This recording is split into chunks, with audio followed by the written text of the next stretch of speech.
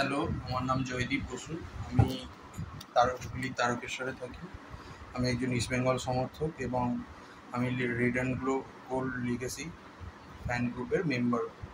তো এবারের যে দল গঠন হয়েছে এখনো পর্যন্ত যেটুকু দেখা গেছে, তো সেক্ষেত্রে আমার তো দু তিনটে জিনিস খুবই মনে হয়, যেটা হচ্ছে আমাদের উইং প্লের থেকেও বড় কথা উইংয়ে ঠিকঠাক বল পাঠানো, যেটা আমার মনে হয় খুব ভালো হবে। কারণ রাশিদ এবং মিগুয়েলের যা বল পাঠানোর দক্ষতা আমি দেখেছি ভিডিওতে, অবশ্যই এখনও কেউই মাঠে নামেনি ইস্ট বেঙ্গলের জার্সিতে, মাঠে নামলে হয়তো বোঝা যাবে। বা কেভিন সিফুলির যে দক্ষতা দেখতে পেয়েছি, সেটা দেখে আমার মনে হয়েছে উইংয়ে বল পাঠানোর যে দক্ষতা, এবং তার ওপর আমাদের কাছে স্পিডি উইঙ্গার অ্যাভেলেবেল আছে। পিভি বিষ্ণু, বিপিন সিংকে নেওয়া হয়েছে, মাহেশকে নেওয়া হয়েছে।